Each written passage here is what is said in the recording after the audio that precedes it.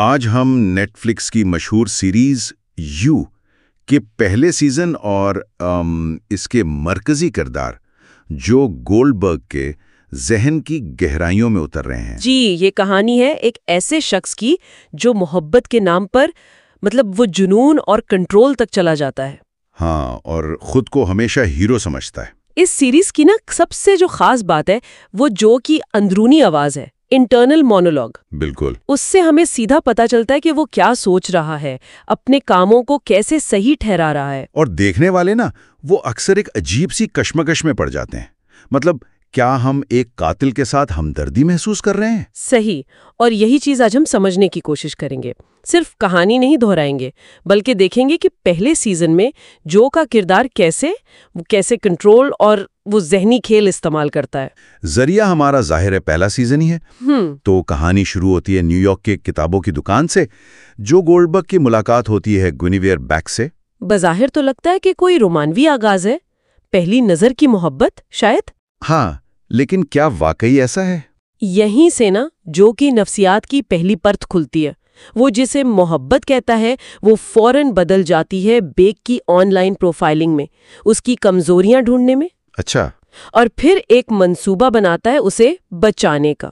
یہ محبت نہیں، یہ تو ملکیت حاصل کرنے کی شروعات ہے۔ پہلا خیال ہی کنٹرول کا ہے، اور یہ کنٹرول فوراً عمل میں بھی آ جاتا ہے۔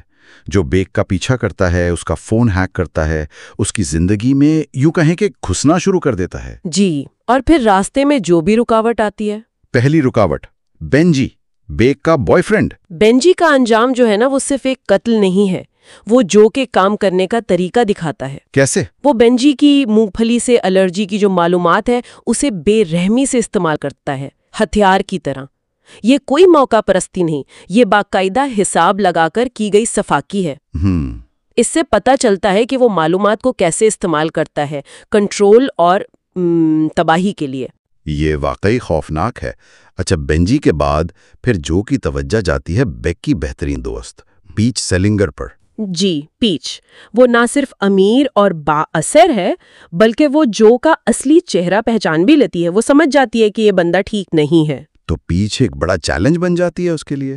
ہاں، یہاں صرف رکاوٹ ہٹانے کی بات نہیں رہتی، یہ ایک طرح کی نفسیاتی جنگ شروع ہو جاتی ہے۔ اچھا۔ جو پیچ کو صرف خطرہ نہیں سمجھتا، وہ اسے بیک کی توجہ اور وفاداری میں اپنا حریف بھی سمجھتا ہے۔ تو اسے راستے سے ہٹانا اور پھر اس کی موت کو خودکشی کا رنگ دینا، یہ جو کہ اپنے یقین کو اور پکا کرتا ہے کہ وہ تو بیک کو زہریلے اثرات سے بچا رہا ہے۔ یہ تو خود فریبی کی انتہا ہے۔ بالکل۔ اور اس سارے وقت میں بیک وہ تو ان سب سازشوں سے بالکل بے خبر ہے۔ جی، وہ جو کے بنائے ہوئے اس کردار کی محبت میں گرفتار ہے۔ وہ سمجھدار، خیال رکھنے والا، وفادار ساتھی، اور جو اس قربت کو، اس بھروسے کو مزید کنٹرول کے لیے استعمال کرتا ہے۔ ہاں، وہ آہستہ آہستہ بیک کو اس کے دوستوں سے الگ کرتا ہے، اس کی خود اعتمادی کو ٹھیس پہنچاتا ہے۔ وہ جسے گیس لائٹنگ کہتے ہیں ہاں، وہ کوشش کرتا ہے کہ بیک پوری طرح بس اسی پر انحصار کرے۔ اسی دوران ایک اور کردار بھی ہے، پاکھو، جو کا نوجوان پڑوسی، جو اس کا محافظ بنتا ہے۔ کیا یہ اس کی شخصیت کا کوئی مثبت پہلو ہے یا یہ بھی کچھ اور ہے؟ یہ تھوڑا پیچیدہ ہے۔ بظاہر تو یہ ہمدردی لگتی ہے، لیکن اگر آپ غور کریں تو جو پاکو کی وفاداری کو بھی استعمال کرتا ہے، اپنے راز چھپانے کے لیے، اپنی ضرورت کے وقت۔ تو یہ رشتہ بھی شاید پوری طرح سے بے غرض نہیں ہے، یہ بھی جو کی اپنی نفسیاتی ضرورتوں اور کنٹرول کی خواہش کا ہی عکس ہو سکتا ہے۔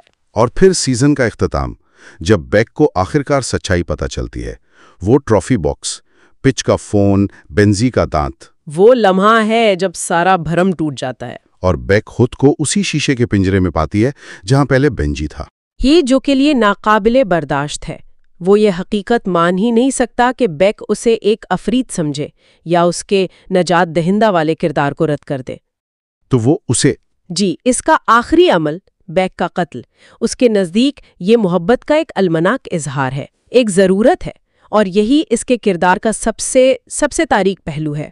تو پہلا سیزن ہمیں جو گولڈبرگ کے ذہن کی ایک بہت ہی پریشان کن تصویر دکھاتا ہے، محبت کے پردے میں چھپا ہوا جنون، ملکیت کا جذبہ اور تشدد کا ایک نہ رکنے والا چکر۔ بالکل، اور یہ ہمیں سوچنے پر مجبور کرتا ہے جب ہم کہانی ایک قاتل کے نقطہ نظر سے سنتے ہیں، اس کی اندرونی آواز کے ساتھ، تو یہ ہمارے اپنے اخلاقی احساسات کو کیسے متاثر کرتا ہے؟ کیا یہ ہمیں لاشعوری طور پر ہی صحیح اس کے ساتھ جوڑتا ہے؟ اور اس طرح کہانی سنانے کے کیا اثرات ہو سکتے ہیں؟ یہ وہ سوال ہے جس پر غور کرنا چاہیے۔